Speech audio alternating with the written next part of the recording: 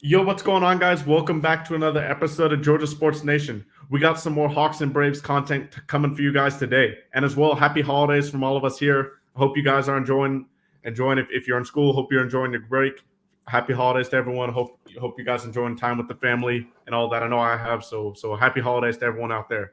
But in terms of what we got for today, we got some Hawks talk, recapping our unfortunate loss to the Bulls on Wednesday, which that last play was just nuts. We're also going to be recapping the win against the Magic with that wild finish on Monday, as well as previewing the Pistons game tonight.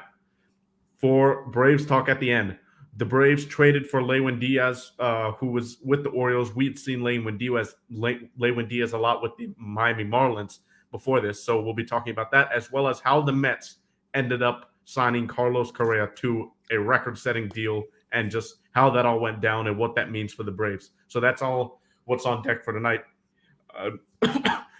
Sorry, how are you doing, Truth? What do you think about these Hawks so far this week in these two games?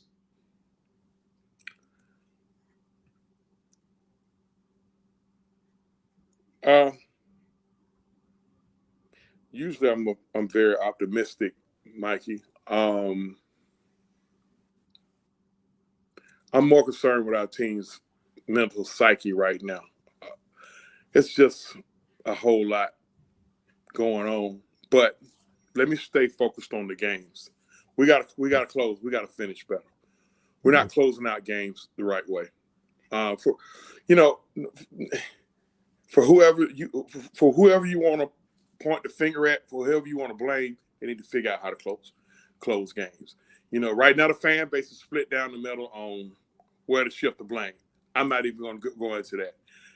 We need to close out games right. There's a big old elephant in the room right now going on with this team. If we got time, we'll discuss it, and I think you know what it is. 100%. But we got to figure out how to close out games, Mikey.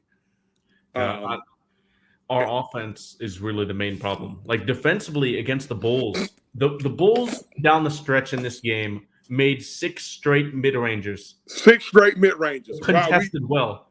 Except for the Patrick Williams one. He had a pump fake at the 3. He dribbled in once. Okay, good shot. But these were well contested. A lot of these switches on Onyeka Okongwu on DeMar DeRozan against the Bulls were really good. He defended DeRozan well.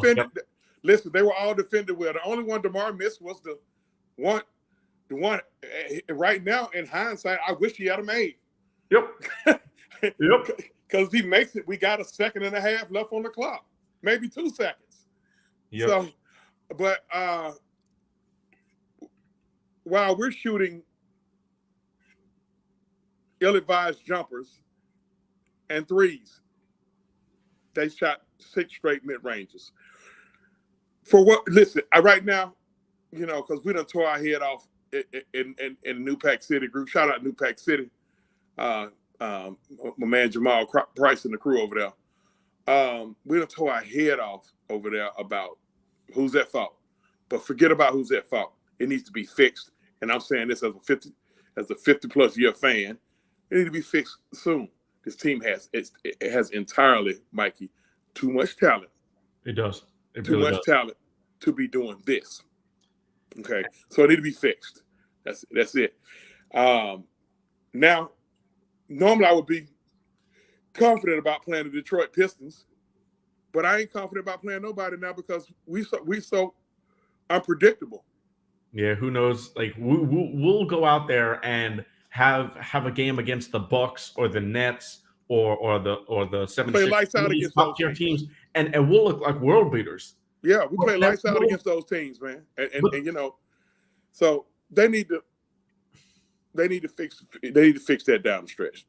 We do. And in this specific game for the Bulls, it wasn't like the Hawks had this gigantic lead where it was a meltdown. This was a different the Hawks are consistent about blowing leads, right? We've done that this year a lot. But this was a different type of lead because we had fought back all the way to take an 8-point lead. We had an 8-point lead with under 5 minutes to go, and our offense just started struggling. We've got Trae, for as much credit as if we give him, he's been playing excellent, by the way, these last 3 games. He looks like the old vintage ice Trae that we know and we love, and that we know he can be a superstar. So his shooting has gotten much better. He's now shooting over 35% from 3 in the past 4 games. So hopefully he's figured out his month and a half long shooting slump, which is just insane to think about. And hopefully this team can go places with Trae Young at the helm. But most importantly, we're getting healthy. Tonight, when we review the Pistons game a little bit later in more depth, we're going to have all 16 players healthy. Clint Capella is back tonight, just confirmed a few minutes ago before we started the show. And our defense is going to improve with that. Our rebounding is going to improve. And speaking of rebounding, I do want to get your opinion on this. So a lot of people on Twitter were just like, oh, John Collins has packed his bag. He's got to go. He couldn't grab a rebound. He let Ayo Dosunmu win. But watch this play, specifically Bogey and DeJounte Murray. Dosunmu gets it in. It's going to be DeRozan to try to win it. Air ball. Stick back is good. If you saw Bogey and DeJounte Murray, specifically Bogey, no box out on the Bogey didn't box his man out, period. None. And listen, fans, y'all get off JC on this one. You don't expect. Listen, a rebounder does not expect the ball to completely miss the rim. Air balls create hectic boards and low rebounds. Yeah, it completely missed the rim. The ball went straight through his hand and hit him in the belly. I was initially pissed when I watched it. I'm like, JC, but that's why I always tell people to go back and watch the game again. Once you get out your feelings as a fan, go back and watch the game again so you can take a more analytical approach. Oh yeah, you're spinning right now. Hell, 100%. Hey man, it was really a shit happens play. Bogey should have blocked. JC boxed his man out. Bogey should have boxed his man out. Period. That's it. Yep. And we should have never been in that spot. Yeah. Like you just alluded to, we was up 6-8. We had just secured either a rebound or got a steal. Trae trying to do too much.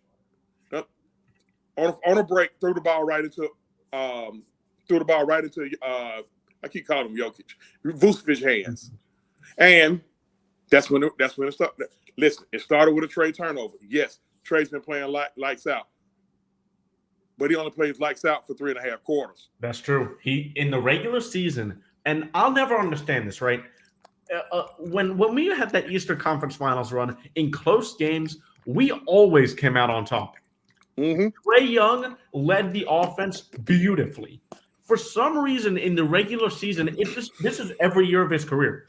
For some reason, in the regular season, he cannot close games offensively well. He's got silly turnovers. It's weird. Like it's when the pressure of the playoffs got to him, stone cold. He was awesome. But when in the regular season, for some reason, he just can't close games, which is just weird to me. And yes, this is true, Alex, especially at the end of games. It's stationary and robotic because it's heliocentric. We play around Trae and DeJounte sometimes, and it's really it's predictable, to be honest.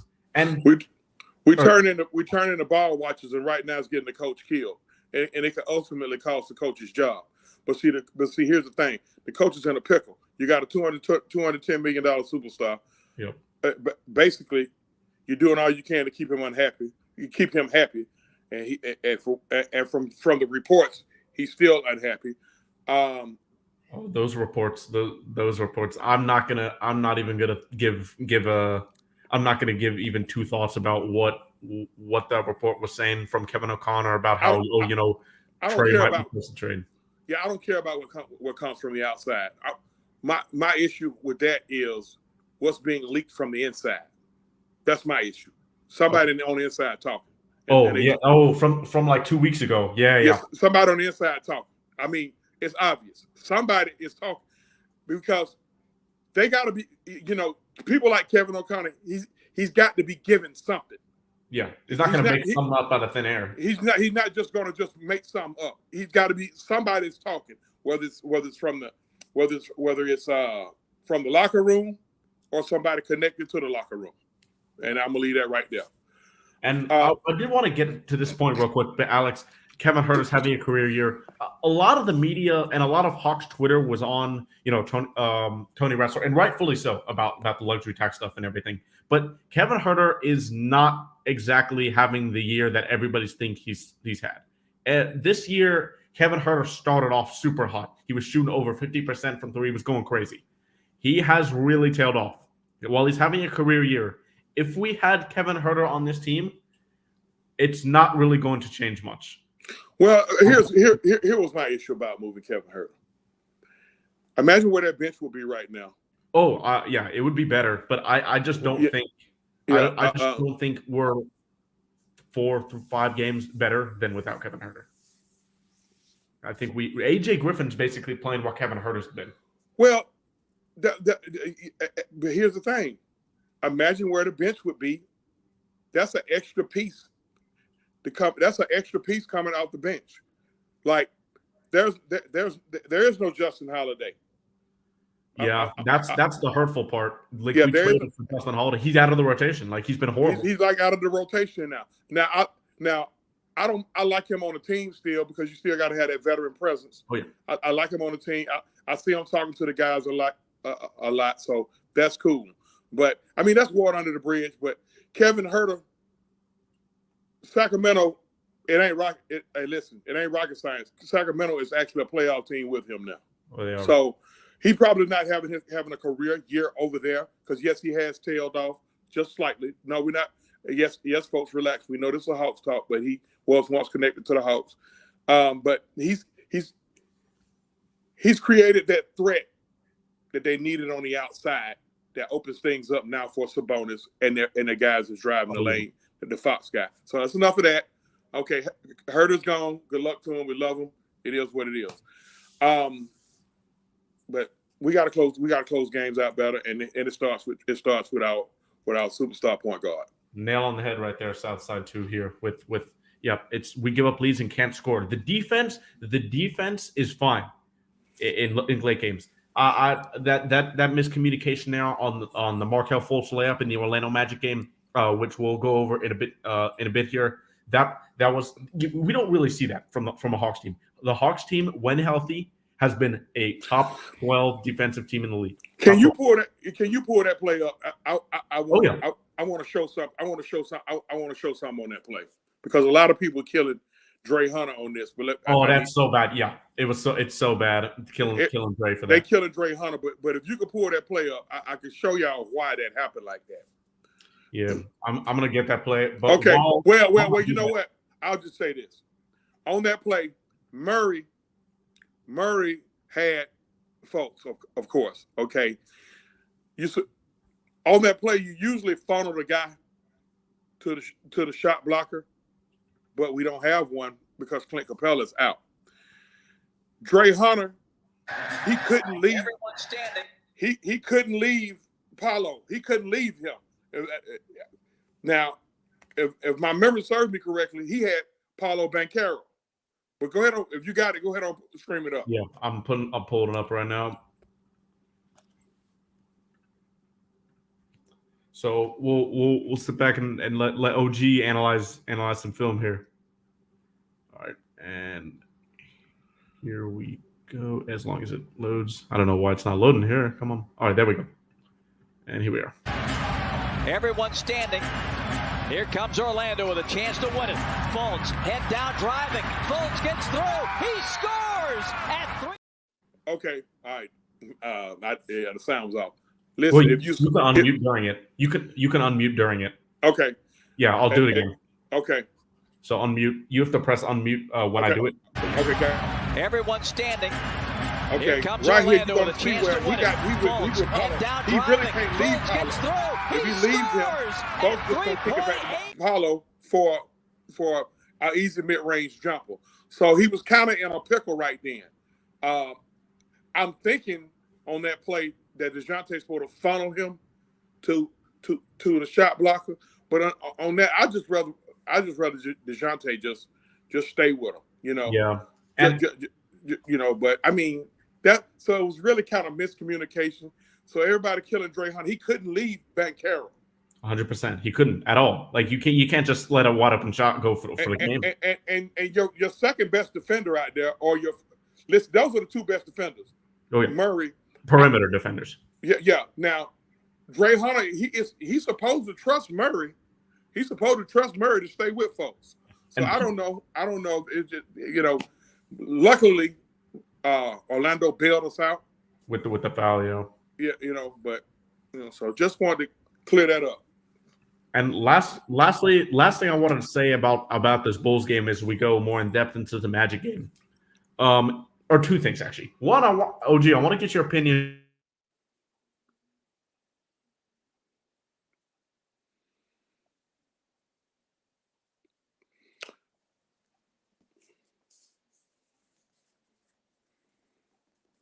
All right, Mikey kind of freezing up over there, y'all. But until he gets back in, we got to, I keep saying we got to close games out better. And he was going to probably go into the Orlando game. And here's the thing about the Orlando game. The part that bothered me about the Orlando game the most is we were up 12. Okay, we were up 12, and things started to go haywire. And it started with a technical from Trae Young. Trae Young, at times, he talks to the referees too much. Leave the refs alone. Just leave them alone. Why you keep bothering? Okay, I get it. You're getting pissed because you feel like you need to get calls. But you're going to the timeout, you're talking to the refs, and you come out of the timeout, and you back talking to the refs. Leave the refs alone. Why you still bothering? He tees you up, they make the tee, and then their rally starts. Okay. We didn't score another point after that until the DeJounte Murray free throws that ultimately won us the game. But listen, man, you got to leave the refs alone. Hopefully Mikey will be back with us soon. It's a lot of inclement weather everywhere. Hopefully everything is okay. Let me address the my internet just went out. Yeah, that's cool. That's fine. That's cool. That's fine. I was about to address. I went into the Orlando game. I went back into the Orlando game on how we had a 12-point lead and we lost it. On a 13-0 run. I started it. It all started with the Trae Young technical. And at a time, it's certain times you got to leave the refs alone. Leave them alone. Okay, I get it. We keep getting screwed on calls. I get it. But at a certain time, that's when you got to be a leader, man. You got to swallow your little pride. Stop making it all about you. You get teed up. They make the technical free throws, and then they make 12, and then they make 12 more points after that. Okay, and it took for them to bail us out for us to win the game. And it's and again, and you go ahead on and finish it up on this, Mikey. It's our inability to close our games down the stretch. Go ahead.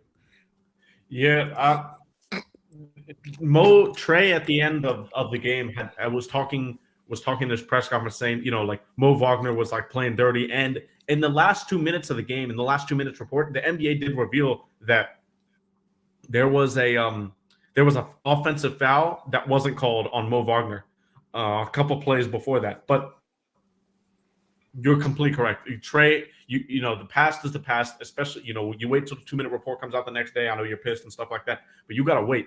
You got to let all that stuff come behind you. You got to focus on the task at hand. You got to make sure the refs aren't in the way of you putting the game in your own hands. And unfortunately, that was some momentum for the Magic there, and they almost made us pay without that foul on Mancaro and DeJounte hitting 2 clutch free throws. I mean, hey, play dirty. Hey, listen. Hey, check this out, Trae. Hey, Mo Wagner playing dirty, and you're not getting the call. Play dirty with him. Now you play dirty with him, and they make the call. Now if you have a meltdown, then that's fine, because you letting them do it to me, but you ain't gonna let me do it to him. But don't just keep talking about it. OG Big Sam, don't just keep talking about What it. do? And then get that. We don't need that technical right then. Trust me, I understand. The refs, the NBA refs are the worst. They are horrible. They're running neck and neck with them NFL refs. Yeah, they can all ride in the same car. So I mean, but at a certain time, you got to say, okay, we got to win this game. Just go win the game. Kenji, I want to push back on this a little bit because I don't think our issue is defense late in games at all. I mean, against the Magic, against the Bulls, it's our offense that really is. We have the 27th, I believe, rated offense in the fourth quarter, but our defense we that good? Looking okay. What are you seeing in our defense that you're saying it's our biggest issue? I mean, at the end of you talking about the defense? Well, that's what Kenji's talking about here in the comments. I was asking him to respond. I don't think it's so much the defense, man. I mean, teams gonna still make shots. Yeah, teams gonna still. We just gotta offensively. We gotta close out the games better. Yep. Whatever they need to do to figure it out. You can't win games late with simple turnovers and non-communication, and then simple-minded miscues of communication on defense. You can't. You can't. And that is not a Nate characteristic. We've known Nate, to be defensive minded. The defense that to your point, the defense that they play in the fourth quarter, they played that defense all game. We're not having no discussion about late game this or late game that. We be winning games. Okay. So Sam, you kind of feel like the defense kind of slacks up as well. I mean, listen. It should be 4 quarters, man. It should be 4 quarters. Just like you say about Trae and his offense for 3.5 quarters. The playoff type defense should be just in the fourth quarter. That should be from tip off to the fourth quarter. I agree. I agree. I agree 100%. You're absolutely right. You are absolutely right. One thing I did want to go back to as I was cut off by my Wi-Fi. I wanted to ask you guys one question about the Bulls game, and then we'll go back to the Magic real quick. But AJ Griffin had played 12 straight minutes from the 6-minute mark in the third to the 6-minute mark in the fourth. Nate McMillan takes him out, and he got a lot of slack for that. And he leaves Bogey in that last possession, and doesn't put in like Justin Holiday, Aaron Holiday, Jalen Johnson, like a defensive-minded guy. What did you guys think that was? For me, that Bogey decision on the last play is terrible. You can't have Bogey in that situation, but I understand taking out AJ, especially when there's 12 minutes straight, and you want that veteran guy in Bogey closing the game. In my opinion, AJ or Justin Holiday should have been in the game. Sometimes, as a coach, and I'm a coach, sometimes we get too robotic in the way we coach. Mm-hmm. Meaning, I'm gonna do it this type of way. This is my way to do it. Every time. And I'm gonna ride this till the wheels fall off. Sometimes you gonna have to go against the grain. What Nate been doing all year, he'll run Trae the whole first quarter. He'll take out DeJounte midway through the first quarter and bring DeJounte in to start the second quarter, and then Trae will come in midway through the second quarter and take us to the half, and the same way through the second half, and then he do a substitution pattern a certain type of way. Long story short, okay, I felt like Nate missed on that one. He should have had either. AJ Griffin has shown me that he can also play defense as well. He's an off-baller. Bogey's not a great defender. I get it, trying to have a veteran guy out there. If you want to have a veteran guy out there, at least Justin Holiday will give you a little effort on defense. So I feel Nate missed on that. Yeah, I agree. I feel. What you got, Big Sam?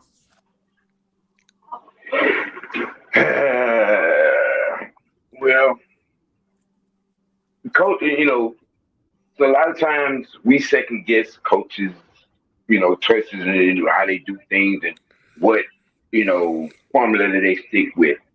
I mean, you trust your instincts, you go to instincts, you go to choice, you don't second guess it, you keep it moving. Absolutely. But also at the same time, you got to know, what your personnel is and isn't. With that, you got to know that. Yeah, you got to know that in a lot of situations when you need to stop, Bogan ain't necessarily the best personnel to have on the floor when you want some defensive crunch. Understatement. And I felt like this is part of the reason why we went and got the Holiday boys. The go with to put a blind eye to some defensive lacks, if you will. Talking about Trae. We got these people, we got these bodies. Like I said, you got to know what you got them for. Tyrese Martin and use them for what you got them for. Tyrese Martin would have been perfect right then. Yeah, Tyrese Martin would have been perfect. Yeah, that was an oversight. That was an oversight from Nate and Kenji. The Bulls scored on every possession in the last 4 minutes. They didn't, by the way, but these jumpers that the Bulls scored, they were well contested. Very contested. For 6 straight mid-range shots. That's the shots we want them to take. They made them. I mean, these are NBA players. Well, the Bulls are a very well. No, they are. They want to take mid-range. They do want mid-range jumping team. You know what I'm saying, with the DeRozan and them. That all them boys can shoot that mid-range. Yeah. And you coming in to play them, you should know. That's one thing you should know from the scouting report. Just plain old watching film. But at the same time, that's you don't want them going to the rim, and you don't want to leave an open three. You can let DeRozan hit the three. Sure. Right. You're not going to leave Patrick Williams wide open from three. You're not going to leave Zach LaVine. You're not going to leave Dosunmu wide open from three, or Vucevic. So, at the same time, these were contested jumpers. I mean, you could go, except for the Patrick Williams step in, you can go all 5 of those jumpers except that one, and see that they were well contested. They hit them. I'm not faulting our defense for this game down the stretch. How are the Bulls? You know what? How are the Bulls 13 and 18? It's ridiculous. Look at their talent, bro. I don't know if they got some personal issues going on like we do. They do. They do. Zach LaVine isn't. They say the disconnect with Zach LaVine. He's not playing for the team, and there's DeRozan may want out. It's bad. It's bad in Chicago. They're Who's the coach over there? Billy Donovan. Billy Donovan. Billy Donovan. Yeah. Oh, yeah. Yeah, Billy Donovan. Nice guy. Too old school. I think he belongs back in college. Oh, like when he was. I think that means I believe Billy Donovan needs to go back to the NCAA. I never thought he was a NBA coach to begin with when he got hired. I never did. Honestly, it was. I think that him getting hired at OKC was a crapshoot. I mean, it looked good to begin because of all the talent that they had. But Billy Donovan is not an NBA coach. He's not. Okay. He's not. That's interesting. Yeah. I can't argue that because he damn sure. Has he won any titles? Nope. Has he been to a finals? He's made it to the big dance once, and that was on talent. That was on talent. What was that? The last OKC team? 2012. That was on talent. Oh yeah. That team was on autopilot. Yep, it was. I don't really have much of an opinion on Billy Donovan, to be honest. I don't think he's a bad. I don't think he's good. I just think he's a mid coach. That's kind of where I am with him. He's an NCAA coach. He's not an NBA criteria based. He's not. He got lucky with the hire and got a whole bunch of talent up under his belt. All right. And when the money got involved, and this piece went, and this started to break down. I mean, how can you lose that job? I mean, Washington played a little better when he got there. Yeah. So, I mean, it's give or take. It's give or take with him. I mean, but I feel Sam's side of it too now. Going back to this Magic game, one thing that really impressed me from this game, like when we were playing well for 45 minutes, was AJ Griffin's footwork in the mid-range area is so good. Like, he's just so fluid. Like, he'll do pump fake up and under. He did that a couple times on Banchero. His mid-range scoring is really good, and he's comfortable around them. He's comfortable in all facets on the offensive side of the game early in his career. Like, what he's doing is really impressing me. What did you guys think of his offensive performance in this game? As he had a great game. He added 19 points and was also a team high plus 15 and was 3 or 4 from deep. Go ahead, Sam. I'll close it out. That young man is growing up in front of our eyes. There's not every once in a while I see him maybe second guess, but that's him just being a youngin, in big situations. But he's growing up right in front of us. I mean, he's going to be a problem real soon. He's going to be a problem. You could tell by the way he plays that his father either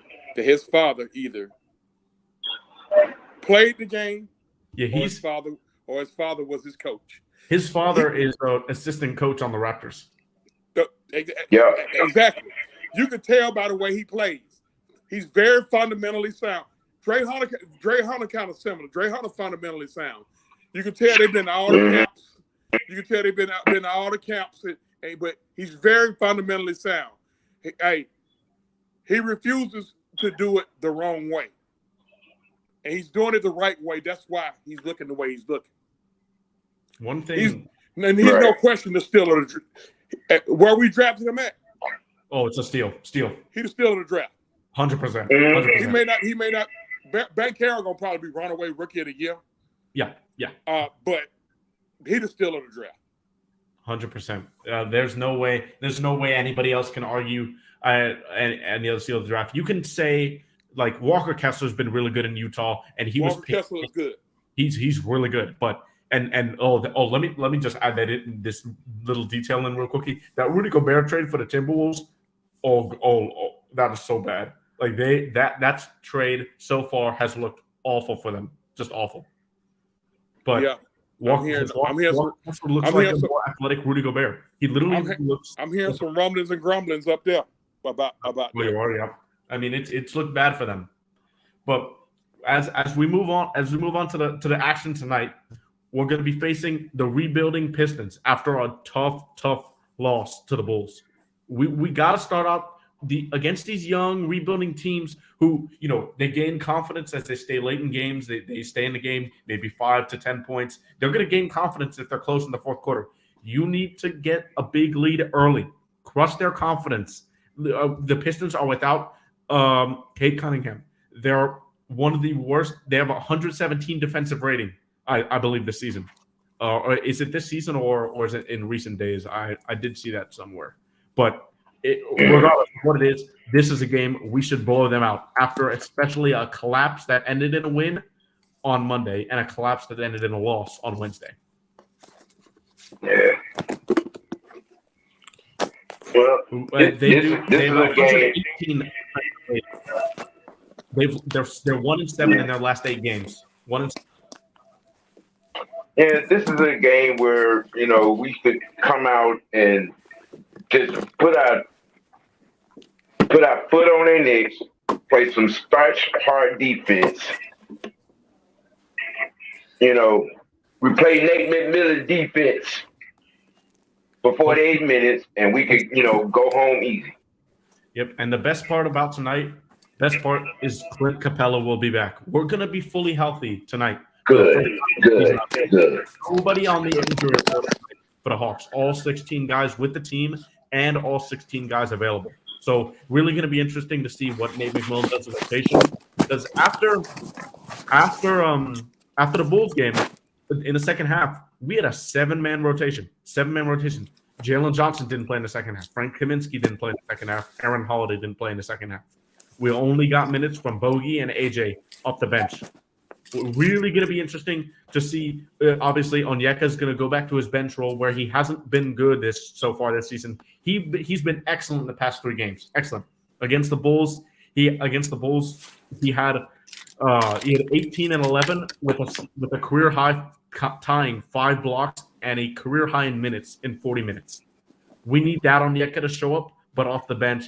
Playing with DeJounte Murray and Bogey. I'm really curious to see the DeJounte, Bogey, and Onyeka Okongwu minutes. That's going to be the key for me tonight. That's what I'm most interested in.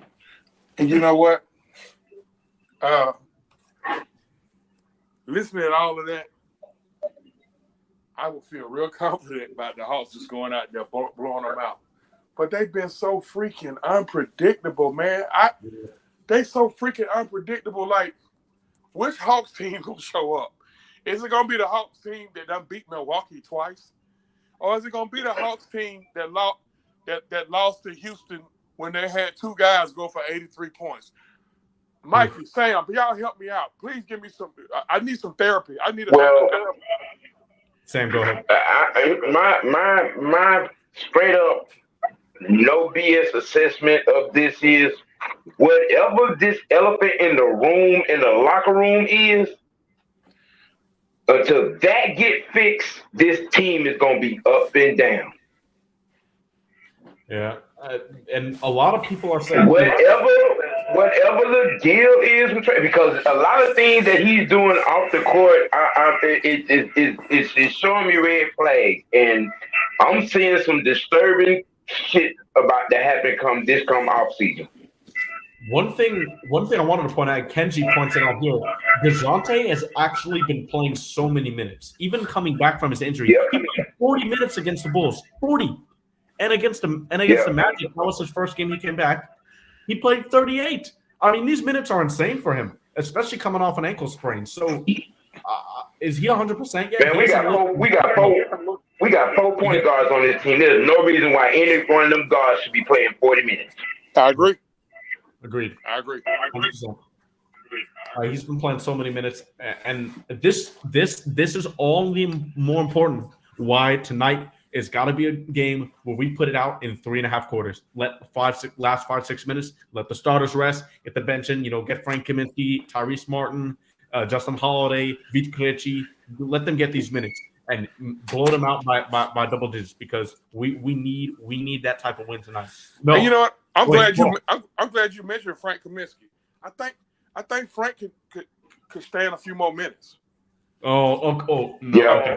I'm gonna push back on that hard. Frank Kaminsky has been terrible. His defense is so bad. He allows like 80% finishing at the rim, bro. Frank Kaminsky. Well, I'm gonna speak from this standpoint, Mikey. He can stretch the floor as a big. His defense, he's not great. He's not been a great defender. Listen, you got me on that one. But I can't do it. At certain times, we might need another big that can stretch the floor. At certain times in the game. Just, you ain't got to give him no 15 to 20 minutes per game out of the bench. Give about 7 to 10 minutes. Another big and then stretch the floor. I see where you're coming from. The only thing is that in those brief stint, like the minutes against the Bulls, when he was in the second quarter, he was a -10 in those 4 minutes, and they got to the rim completely at ease. That's the only thing that really bugs me about Frank Kaminsky being on the floor. And besides, unknown comment. When you say trade Trae and no context, we're not gonna pay attention to that. So if you come up with a reason why you specifically want to trade Trae, maybe we can talk about it. But I think that's pretty absurd. if I were you. Well, I have a piece of context. Because Nate McMillan is respected around this league. He is, but he's not been coaching. Okay. All things considering, that has a lot to do with Trae. It could, yeah, but we're not gonna. There's no way. When the superstar of the team is not towing the line, the company line, to for the lack of a better term, you think anybody else on the team gonna follow? Whatever this beef is, whatever this thing is, Trae needs to grow his little ass up. Period. He does. And come on with the come on. You are the leader of this team. You're the highest paid player on this team. You're the meat of this team. God damn it, look at him. Put your ego where it belongs, outside in that damn gutter in the trash can. And keep your dad off social media. Team. And that too. Papa Ray needs to get off of Twitter. He needs to get off of Twitter. You know what? That's the big old elephant in the room.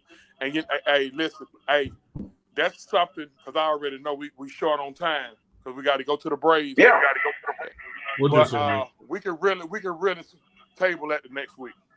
I mean, we got time. If you guys want to get up for like 3 or 4 minutes, we got time. Okay, then. It is a no when you taking shots at other players on your team. That's a no. He needs to get off of social media. Yep. Get off of social media in this age is kind of crazy. Like, players are going to be on social media. We see Kevin Durant. Players are going to be on social media. We're talking about daddy. Look, let me say something real quick. Can we not get involved in rumors? We have no idea that this is true. So I just want to say that we don't do rumors. If it comes from a credible source, then we can look into it. But we try not to look too deep into it. I'm not talking about. Listen, no, we're not talking about the rumors. I'm not talking about the rumors. I'm talking about. No, this whole conversation started on a rumor, and this is what we try not to do. It was a claim. If it doesn't come from a credible source, then I don't see the point of talking about something that people are speculating, especially sources that are known to be liars. I'll just say it like that. They're known to be to make up stories to get fans riled up, and that's what we try not to do, is get fans riled up. Here's the reality. Are we talking about Chris Haynes? No, you're talking about the guy from Boston. We didn't bring up the guy from Boston. Here's the reality of the situation. Bring up that article. The reality of the situation is something is being leaked out from the inside, from somewhere on the inside. That's my issue. I don't give a damn about this guy. Again, we don't get into what is, if we don't know we don't know this is true whatsoever. We have no idea. Yeah, we can table it next week. We can table that next week, because at the end, like I said, always where there's smoke, there's fire. Somebody's saying something. We just don't know who it is. Yeah. Hold on. We don't know. We don't know. We don't know who it is. We don't know who it is. That's where this is where we stand. We have to remain professional, and when someone with a credible reputation comes out and put these things out there, then there's something. But these people that are putting these rumors out, they're known to be liars. I'm just gonna say it. Mikey didn't say it. I said it. Okay, I said it. These guys are known to be liars, to make up stories for fans' sake. And I understand fans. It's exciting to talk about. Trae. It's exciting to point the finger at LeBron. It's exciting to point the finger at all of the big players, because you want to say, "Hey, get over it. You guys are making $100 million. Let's get our stuff together." That's very. So let's remain on the right side. All right. You're right, but and not focus on that. And we close it out after this. My thing on that is, we shouldn't have to hear nothing, no way. Why are we even hearing anything? So, that's a remains to be seen whole thing. We shouldn't have to hear nothing no way. So OG, we still hearing Isaiah Thomas, okay? We still hearing Isaiah Thomas after 40 years. You know that's not doable. So we got to remain on the right side. Remain on the right side. Isaiah and Mike going to be going till they both die. Yeah. Isaiah and Mike going to be beating till they both die. well, they need to bury the Let's they need get to bury the hatchet. Let's get back to the story. They need to bury. Hold on. Okay, They we're need to not bury the hatchet. speculating, okay? The speculation can go a long way. So. Yeah, just like Magic and Isaiah bury the hatchet. They need to bury the hatchet, man. That's all. I mean, so. Magic and Isaiah, that's a best friend All right, thing. let Mikey get on. Let Mikey get on to the next man. Okay. Well, we was all right till you brought your butt on here. Goodbye. No. See, what's not gonna happen is y'all gonna try to go off on a tangent on Trae, and you just gonna let it happen. I'm not letting that happen. Okay, it ain't happening. All right. Hey, y'all, that's the boss. What ain't happening? That's the boss. That's the boss. What happened? What, talking about Trae? Don't leave it. No. Let Mikey. Mikey's the host. I'm. Sam, please let him go. Sam, let the boss go, please. Please, let's let him go. Okay, you're right, boss. All right. So now that's how we kick it, y'all. We good. That's how we kick it. With that nonsense, that absolute nonsense. Yeah. Absolute nonsense, Mikey. Thank you, sir. With that nonsense, I'm when you brought your Let Mikey talk. Jesus, let Mikey talk. Oh, thank you. Okay, I'll let Mikey talk. With that nonsense out of the way, let's get into a couple Braves talk segments. Number one, the Braves traded for first baseman Lewin Diaz from the Orioles. You know, we've seen Lewin Diaz a lot with the Marlins. You know, he hit a couple clutch home runs, unfortunately. But this is probably for farm system depth. Our farm system, as we know, with trading for Olsen, trading for Murphy, all of these pieces that we've put in, and William Contreras is gone as well. All of these pieces. This is probably for farm system depth. What do y'all think? Do you think he makes the club and plays backup at first base, or do you think he stays in the minor league? Question. I got a question. Is first base the only play he plays? Yeah, pretty much. Okay. He could probably make the team with the roster. I think the roster already set. I don't think. Do we have 40? Do we have 40 yet? We needed to add one more man to the 40-man roster. Okay, we need one. Yeah, we need one more. I think we need. I think he made the 39th man or the 40th man. The roster pretty much already set. I expect them to add one more piece probably, but you got to have farm system depth. So a couple of those guys gonna get sent down to the minors. Is Soroka ready to start the season out of spring training? He should be ready to go, right? Right. Yeah, Soroka should. Yeah, I mean, we'll see how should be ready to go. He's been out 2.5 years. He should be ready to go. If not, if not, you just got to go cut your losses. Luke Jackson should be ready to go, right? Right. Yeah. No, I don't think by spring training. I don't know if he'll be ready completely by spring training, but early in the season, 100%. Okay. Noah won't be ready to miss season though, right? Nah, he's gonna miss. Tyler Matzek's gonna miss as well. I know Matt's gonna miss the whole year. What about Noah? I believe Noah's gonna miss the majority of the year too. See, I mean, damn now. That's why we traded for Joe Jimenez from Detroit. That's why we've traded for some relievers. But okay, we did. We need another lefty, in my opinion. We still need another lefty. Because Dylan Lee, I'm gonna tell you, Dylan Lee gonna start me to smoking crack. Okay. So Dylan Lee was really good last year. Dylan Lee was really good. In the middle of the season, Brian Snitker started using this man like every single game, and his usage rate went up. You're absolutely right. His stuff got it. It started getting flat. It started getting flat. Yep, it was his breaking ball was getting flat. He was hanging him, getting hit hard. But when he went back to his normal usage at the beginning of the year and towards the end of the year, he was lights out. I think he can be really good this year. He's going to be a really important piece. Really important. I'm gonna address the elephant in the room. I think we missed Will Smith a little bit coming out of that bullpen. Oh, No, you whoa! You on? Wow. No, because We hold will. on, Mike, We will. Mike, baseball is my sport. Don't interrupt me. Let me tell you why. Oh, okay. Let me tell you why. God damn. Certain situations, Will Smith didn't feel no pressure. Like Bases loaded, nobody out. Will Smith didn't allow to run. He had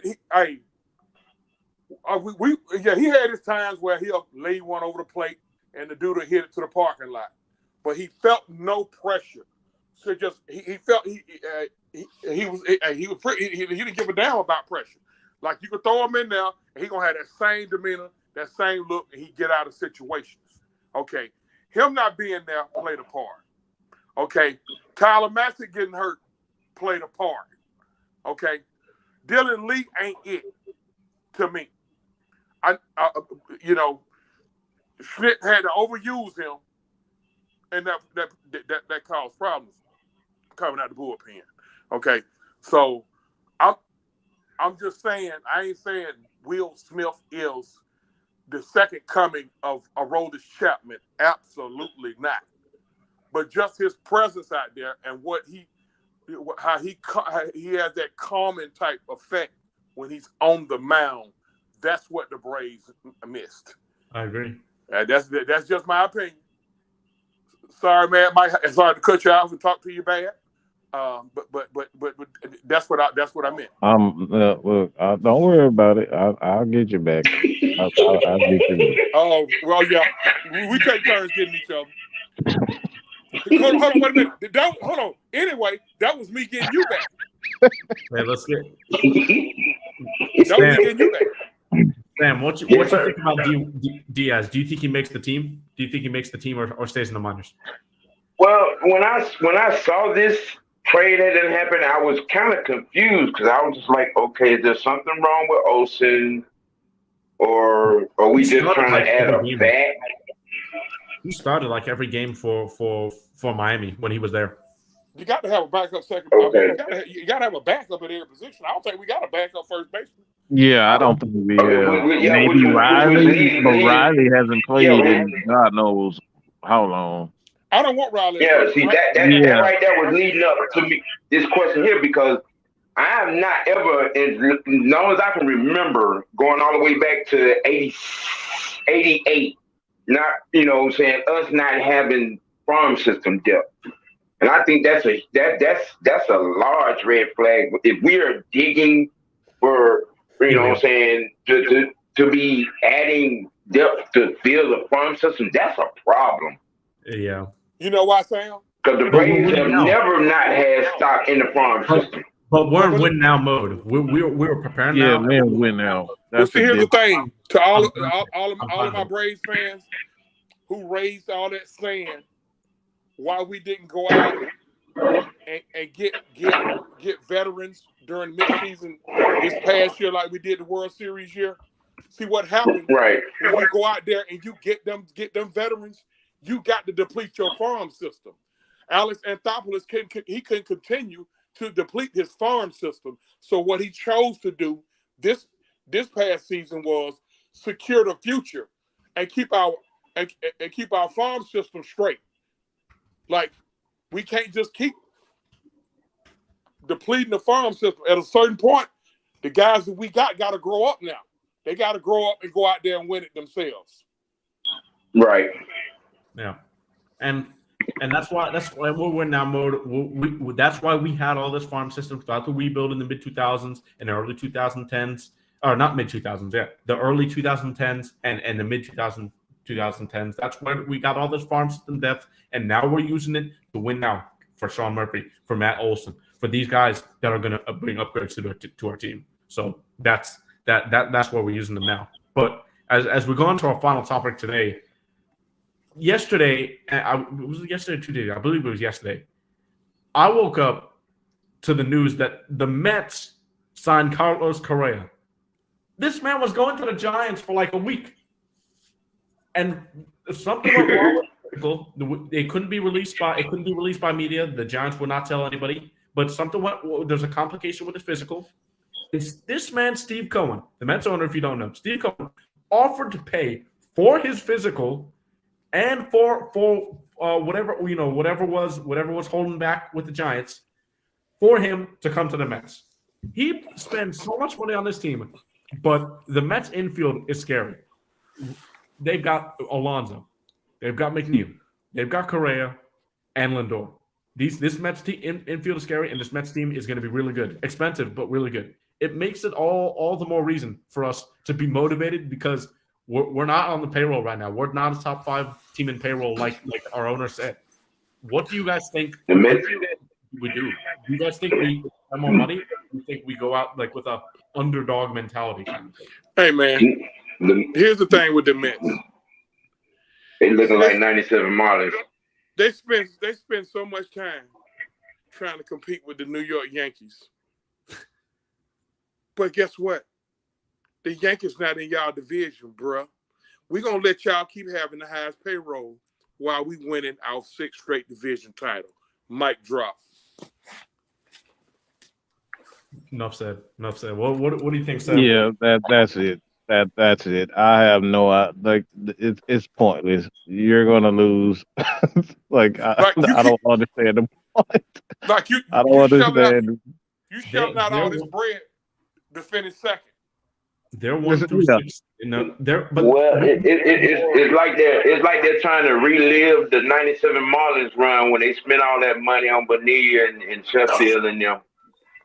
We can't the thing is we believe in the Braves and we think Alex Anthopoulos, we think the world of him. This hasn't been the greatest offseason, of course, for the Braves so far. I mean, we got 2 more months or so. No. But it's no secret that this has not gone the way we want it to. We can't ignore the Mets 1 through 6. The 1 through 6 in their lineup is scary. It's scary. We couldn't have known last year, Mike. I mean, but they the one went out there and tricked it off. Look, man. They tricked it off. We had an amazing run, but the Mets tricked it off. When they was losing to the Nationals and all that stuff there, when they was losing to the worst team in the division and the Marlins, and I think they lost. I think what killed them, they got swept by the Pirates or something. Come on, bro.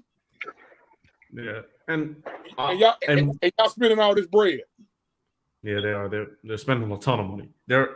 So hey, it's nuts. More power. And relying on Verlander and Scherzer in the top of their rotation. 2 old guys running their rotation. But I understand letting Swanson walk. I understand letting Swanson walk. Freeman was a mistake complete. But Swanson, $77 million. It was 2 of the same situation. Both of them had wifey problems. Yeah, it's 2 of the same situation. Both of them had wifey issues. One of them's wife. Well, one of them's wife is a model from California. The other one's wife is a soccer player that plays in Chicago. Yeah. Hey man, it is what it is. The power of the P. And y'all know what the P stand for. So no, you don't. Right. I'm just saying. I ain't saying. I'm just saying. Hey, it's powerful. I think we all know it's powerful. And with that, we will, and with that, on that mark, we will end. So, I'm not gonna do it, Mike. Mike, no, relax, Mike. I'm not gonna do what you think I'm gonna do. Somewhere everybody can find you guys. OG, we'll start with you. OG Sam, we'll start with you and then go in order. Just like the name says, OG Big Sam, member of the Unholy Alliance on Twitter. By my real name on Facebook, Sammy White.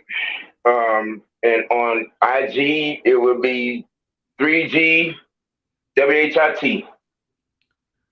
Where I'm just, gonna get my legs back and put a new level on this information. But right now I'm in training. Mr. Producer over here. Man, just end it, Sam. Just end it, Sam. All right, truth.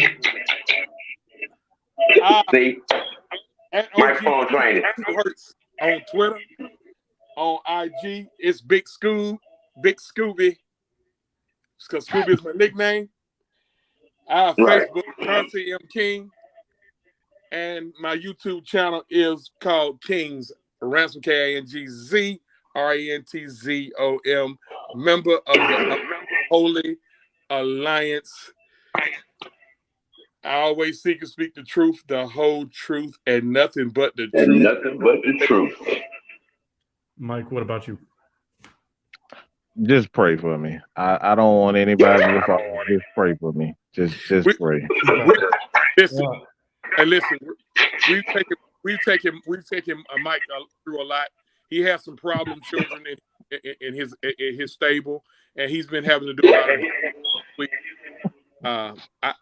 I officially impeached as an admin. See what I'm talking about? Y'all can find me. It was 300 on Twitter and on YouTube, recapping Hawk Street as we get that going soon over there. So remember to tune in next week, same time, 6 o'clock Friday, 6 p.m. Eastern, and we'll see you guys next time. Merry Christmas, everybody. All right. Happy holidays.